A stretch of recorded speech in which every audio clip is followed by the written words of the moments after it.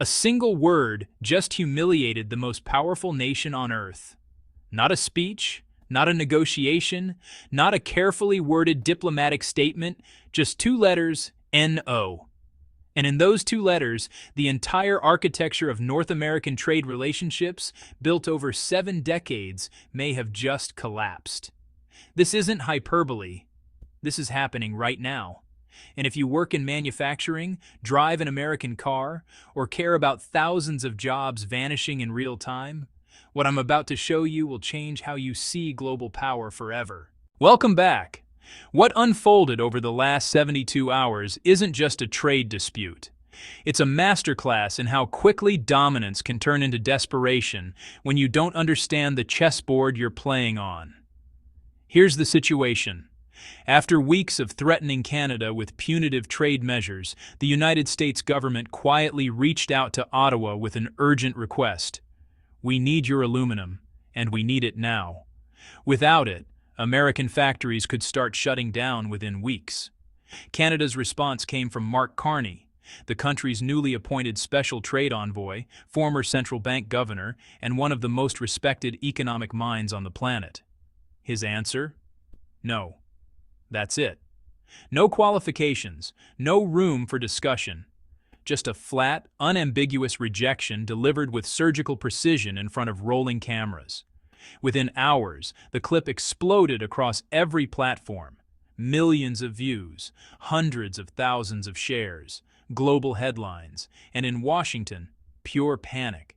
Because that single word didn't just reject a request, it exposed a catastrophic miscalculation that could cost tens of thousands of American jobs, tank major corporations, and rewrite the rules of how the world's largest economy deals with its closest ally. Let me walk you through exactly how we got here, what's about to happen, and why this moment might be remembered as the day American trade strategy fell apart in real time. To understand the magnitude of this failure, you need to see how fast things unraveled. Mid-February, the Trump administration announces via social media that a 25% tariff will be slapped on all Canadian aluminum imports, effective March 1st. The stated reason, Canadian producers are supposedly undercutting American industry. The announcement sends shockwaves through factories on both sides of the border. Fast forward just 16 days. Behind closed doors, the U.S. Department of Commerce is already quietly contacting Canadian officials, asking for exemptions on certain critical aluminum grades. That request gets politely turned down. By early March, Commerce Secretary Howard Lutnick himself picks up the phone to call Canada's trade minister, asking for a 90-day pause. That conversation goes nowhere. Then, mid-March, something extraordinary happens. According to multiple sources familiar with the discussions, the White House authorizes direct communication with newly inaugurated Prime Minister Mark Carney, who has given himself sweeping authority as Canada's chief trade negotiator. The message is direct. America needs immediate delivery of 47,000 metric tons of ultra-high purity aluminum for defense and aerospace programs. Delivery must happen by mid-April. Without this supply, critical projects, including components for F-35 fighter jets, Boeing aircraft fuselages, and electric vehicle battery systems, face serious delays. Let me put that number in context. 47,000 metric tons represents about 8% of monthly U.S. aluminum consumption. But this isn't ordinary metal. We're talking about aerospace-grade material, 99.7% pure, and specialized alloys that only 3 facilities in all of North America can produce to military standards. 2 of those facilities are in Canada. The third is an Alcoa plant in Tennessee, currently running at just 62% capacity due to ongoing equipment upgrades that won't finish until summer. So when the tariffs went into effect, the administration effectively severed access to irreplaceable supply sources. There are no substitutes available on short notice. None. And then came Carney's response. March 17th, a routine press conference in Ottawa. Mark Carney stands at the podium with Canada's industry minister beside him. A journalist asks the obvious question. Given the urgent American request, will Canada consider exempting critical aluminum from its retaliatory measures? Carney leans into the microphone. No. He lets it hang there. 3 full seconds of silence, an eternity in televised politics. Then he continues. Canada will not be granting exemptions, waivers, or special considerations for any products under our retaliatory framework. The United States chose this path. They can choose differently by withdrawing their tariffs. Until then, our position is firm. The clip hit social media at 2:47 p.m. Eastern. Within 4 hours, over 8 million views on X alone. By the next morning, Mark Carney is trending globally with more than 240,000 mentions. The reactions flood in from every corner: political analysts, economists, ordinary citizens. Captions range from "Finally, Canada stands its ground" to "This is what happens when you underestimate your neighbors." But beyond the viral moment, real consequences are already cascading through the American industrial heartland. Let me introduce you to Cristina Torres. She's a manufacturing supervisor at Boeing's facility in North Charleston, South Carolina. 14 years with the company, worked her way up from the assembly line. She oversees 37 workers whose livelihoods depend entirely on steady aluminum deliveries. On March 18th, Boeing sent an internal memo to suppliers, obtained by Reuters, warning that production of 787 Dreamliner fuselages may need to be cut by 15 to 20% starting in April if alternative supplies can't be secured within 2 weeks. Cristina told the Charleston Post and Courier, "We've been warned to prepare for possible temporary layoffs starting early next month. These are people with mortgages, car payments, kids in college. Now they're staring at uncertainty because of decisions made in Washington that none of us had any voice in." Her story is multiplying across industrial America. In Messina, New York, near the Canadian border, Alcoa's facility employs 435 workers producing aluminum for automotive applications. On March 18th, the plant announced a 30% production cut due to supply chain disruptions. Translation: they can't get the raw materials they need from Canada. Robert Martinez has worked at that Messina plant for 23 years as an operations technician. His $73,000 salary supports his wife, who works part-time at the local school, and their 3 kids. When the cuts were announced, union reps warned that roughly 130 positions could be affected. Robert told the Watertown Daily Times, "I've weathered downturns before, but this feels different. We're not dealing with market forces or energy prices. We're dealing with political choices that severed supplies we've relied on for decades. How do you prepare for that?" The psychological toll is measurable. Research consistently shows that even the threat of job loss triggers stress, reduced spending, delayed medical care, and withdrawal from community activities. When workers don't know if they'll have jobs in 60 days, they stop buying. They postpone health care. They pull children from sports and music lessons.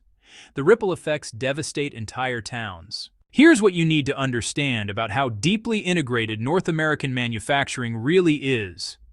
The aluminum industry across the United States, Canada, and Mexico was deliberately structured over decades to maximize efficiency and leverage each country's natural advantages. Canada has massive hydroelectric power, critical for aluminum smelting, one of the most energy-hungry industrial processes on the planet. It takes nearly 16 kilowatt-hours of electricity to produce a single kilogram of aluminum. Quebec alone generates over 200 terawatt-hours annually of clean hydropower, making Canadian aluminum among the lowest carbon in the world. American facilities, by contrast, focus on specialized downstream processing, fabrication, and integration into finished products. This division of labor represents billions in coordinated investment built over generations. You can't just flip a switch and source equivalent material from China, Russia, or the Middle East. Different facilities use different production standards, different alloys, different purity specifications. And for aerospace and defense applications, the Federal Aviation Administration and Department of Defense have rigid certification requirements. Every piece of aluminum in an aircraft must be traceable to its source, must meet exact chemical specifications, and must come from pre-approved suppliers. The certification process to approve a new supplier takes 12 to 18 months and costs millions of dollars. So when Canada suddenly becomes unavailable because of tariffs and retaliation, American manufacturers are trapped. They're locked into specific supply chains by regulation, technical requirements, and quality standards. Here's the data. The United States consumes roughly 5.7 million metric tons of aluminum annually. About 60%, 3.4 million tons, is imported. Canada supplies approximately 1.9 million tons. That's 33% of total United States consumption and 56% of all imports. For aerospace-grade aluminum specifically, the dependence is even starker. Roughly 73% of United States aerospace aluminum came from Canadian sources last year. Meanwhile, America currently operates 9 primary aluminum smelters with combined capacity of about 970,000 metric tons. Actual production last year was only 730,000 tons, running at roughly 75% capacity. Why not just ramp up domestic production? Because you can't scale aluminum smelting like turning up a dial. Each plant requires specialized labor, consistent electrical supply at competitive rates, and carefully managed maintenance schedules. And electricity costs are brutal. In aluminum production, power typically represents 25 to 40% of total costs. Facilities in regions with expensive electricity simply can't compete. The stock market has already delivered its verdict. Between March 10th and March 20th, covering the tariff announcement, Canada's retaliation, and Carney's viral rejection, aerospace and automotive stocks got hammered. Boeing shares dropped 8.7%. Lockheed Martin fell 5.3%. General Motors declined 6.9%. Ford dropped 7.4%. Combined, just these 4 companies lost approximately $31 billion in market value in 10 days. On March 19th, Ford held an emergency mid-quarter earnings call, highly unusual, where CFO John Lawler stated bluntly, "The current aluminum situation creates significant uncertainty for our production schedules in Q2 and Q3. We are evaluating all options, but we want to be transparent with investors that this could materially impact our full-year guidance." Translation: Ford might miss its profit targets because of aluminum shortages caused by trade policy. Small businesses are being crushed even faster. Consider Great Lakes Fabrication, a family-owned shop in Erie, Pennsylvania, employing 47 people making aluminum components for industrial machinery. Owner David Chen told Manufacturing News that his aluminum costs have surged 32% since early February. The 25% tariff plus additional costs as suppliers pass through their own expenses and uncertainty premiums. David's operating margins were about 9% before the tariffs. With aluminum representing 40% of total costs and prices up 32%, his margins have vanished. He's now losing money on every order. His options raise prices and lose customers, absorb losses and burn through cash reserves that won't last past June, or lay off workers and shrink capacity. As David put it, "We did everything right, invested in equipment, trained our people, built customer relationships. Now government trade policy is forcing us to choose between bankruptcy and destroying what we spent 30 years building." The Precision Metal Forming Association surveyed 300 member companies between March 15th and 18th. 47% reported significant supply disruptions related to aluminum availability. 31% said they're considering workforce reductions if this extends beyond April. These aren't statistics. They're families, communities, life savings. Legal analyst George Conway published a scathing assessment on March 20th, pointing out the fundamental contradiction in the administration's position.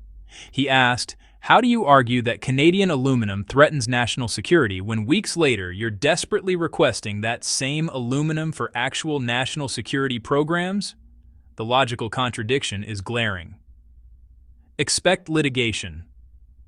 Trade economist Dr. Mary Lovely from the Peterson Institute for International Economics wrote, "This crisis illustrates why unilateral tariffs on integrated supply chains are economically destructive. You can't impose costs on trading partners without those costs boomeranging back to your own industries." The administration apparently assumed Canada would absorb punishment and keep supplying critical materials. That was a catastrophic miscalculation. Her analysis projects that if the current standoff continues through mid-year, it could shave 0.2 of a percentage point off U.S. GDP growth and eliminate between 22,000 and 35,000 jobs in aerospace, automotive, and related manufacturing. Even trade hawks are raising concerns. Former U.S. Trade Representative Robert Lighthizer, a strong tariff advocate, told Bloomberg, "You have to understand your leverage before you act. Canada supplies materials where we have limited short-term alternatives. That gives them leverage. Any negotiation requires understanding both strengths and vulnerabilities." This situation suggests that analysis wasn't done thoroughly. According to Politico, citing 3 administration officials, there's growing internal tension between hardline trade advisors wanting to maintain tariffs and economic advisors warning of manufacturing disruptions and electoral consequences. Congressional reactions are sharp and increasingly bipartisan.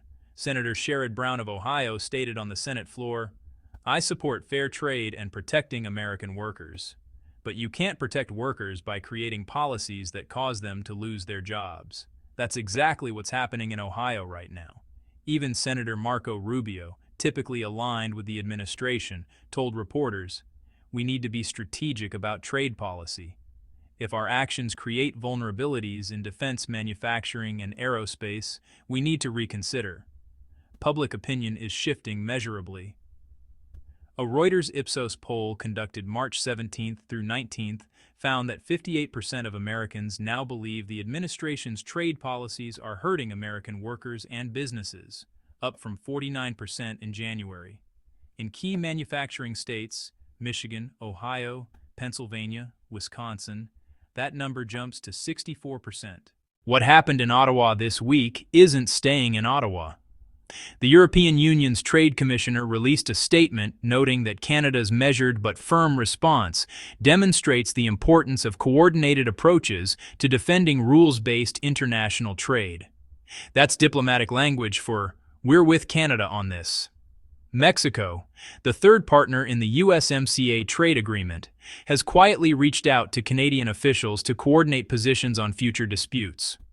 Reuters reported that Mexico's economy minister has had at least 3 phone conversations with Canadian officials since March 10th.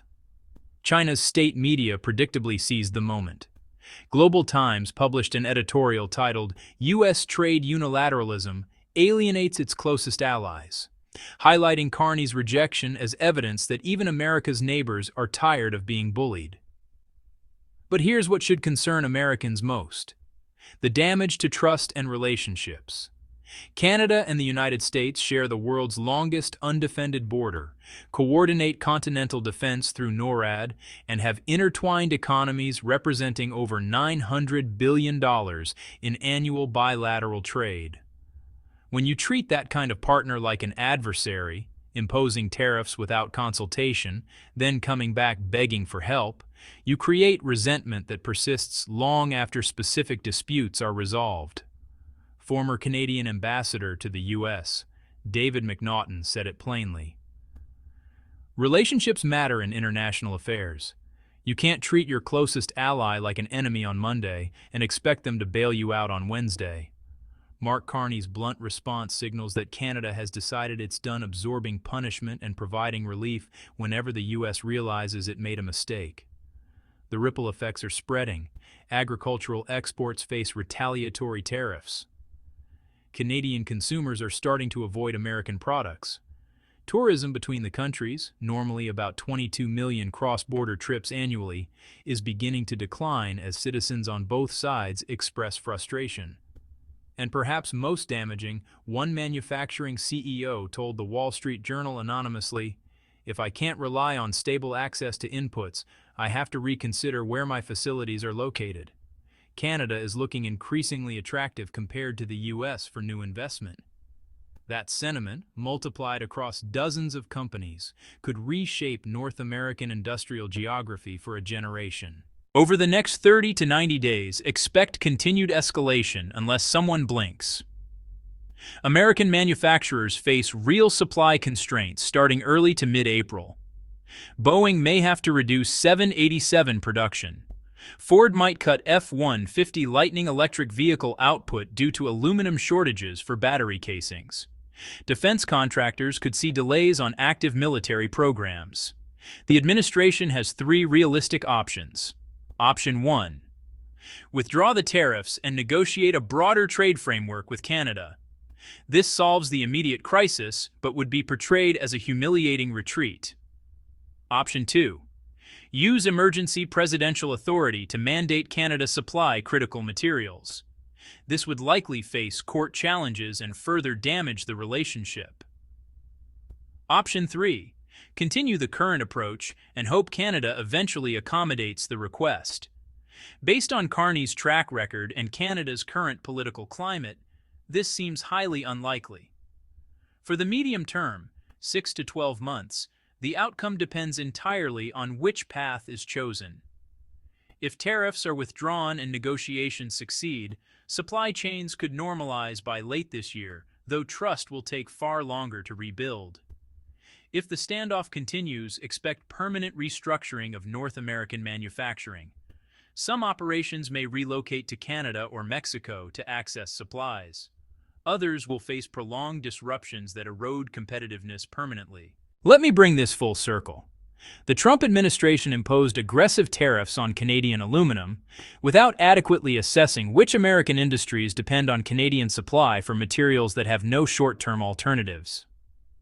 When those industries faced immediate crisis, the administration requested emergency relief. Mark Carney, Canada's new special trade envoy and one of the most formidable economic strategists on the planet, refused with a one-word response that went viral globally, exposing the fundamental weakness in America's position and demonstrating that even the closest allies have limits to what they'll tolerate. Here's your key takeaway. Trade policy cannot be conducted through impulsive social media announcements without thorough analysis of supply chain vulnerabilities, consequences for domestic industries, and strategic alternatives. When you pick fights with integrated economic partners without understanding your own dependencies, you don't project strength. You expose weakness. And when your bluff gets called, as it just was with devastating clarity, the fallout doesn't stay contained to one sector or one relationship. It spreads. Christina Torres in South Carolina, Robert Martinez in New York, David Chen in Pennsylvania, they're the ones who'll pay the price. Not the policymakers who made the decisions, not the advisors who failed to do the analysis. The workers, the families. The small business owners who played by the rules and now watch everything they built threatened by forces completely beyond their control. So what happens now? Will this administration reverse course and withdraw the tariffs to prevent mass manufacturing shutdowns? Or will they double down and try to force Canada's hand through other pressure points, risking even greater damage? Does Mark Carney's firm stance represent a permanent shift in how Canada deals with the United States? Or will back-channel diplomacy eventually find a compromise that lets both sides save face? I want to hear what you think. Drop your thoughts in the comments. And if you want to stay ahead of stories like this, the ones that don't get full analysis and mainstream coverage, make sure you're subscribed and notifications are turned on, because this situation is developing in real time, and I'll be tracking every move. Share this with anyone working in manufacturing, aerospace, or automotive. They need to understand what's happening and why their jobs might be at risk through absolutely no fault of their own. Because here's the truth.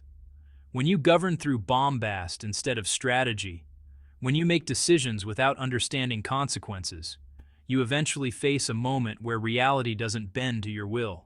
Mark Carney just delivered that reality check with one devastating word, and the fallout will define American trade policy and American credibility for years to come.